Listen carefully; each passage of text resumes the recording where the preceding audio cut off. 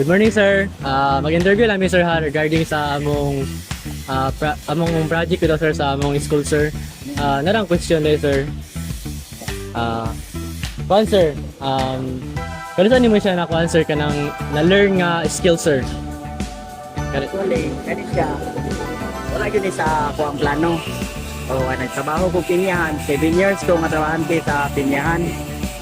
So, na-admit ko og 2 times. So, overfatigue akong kuhan. So, giingnan ko sa doktor nga nanglan usbon ako akong lifestyle.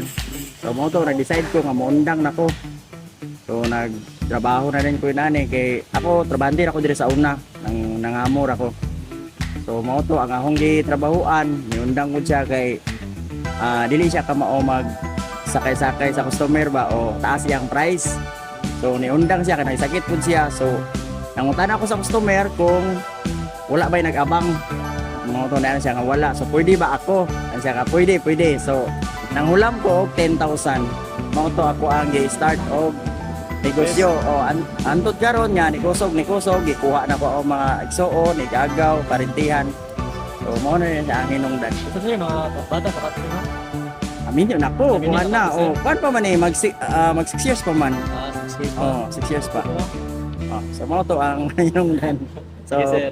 wala sa akong plano sa Ginoo.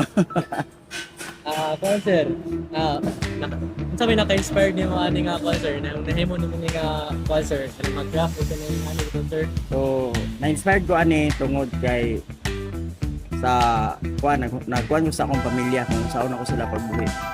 Ay kung wala ni siya, siguro maglisod ko karon kay pila biya kabuk akong anak. So kuan kada adlaw mura ko ga-exam.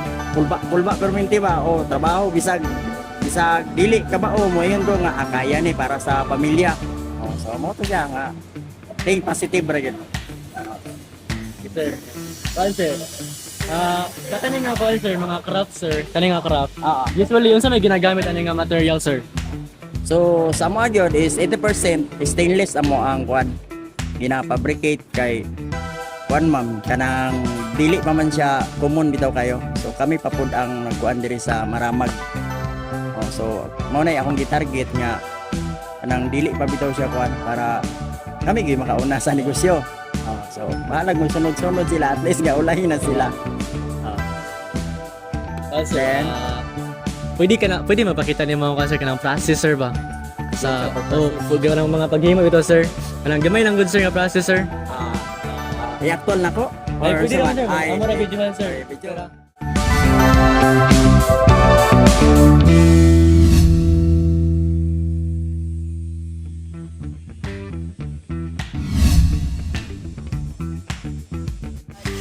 So kani siya nga accessories is for kuan ni siya mirror holder ni siya sa mga truck like parehana ana. So mirror holder siya. So kani siya nga mga style is kuan ni siya Japan style ni siya mo orang gi-adapt ra na mo dinhi. So kani siya nga agi is TIG ni siya.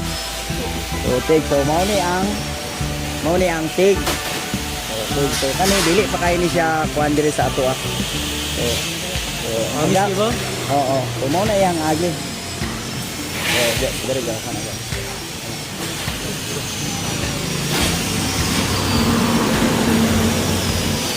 So inana siya pag-process. Kana siya kani pilirad.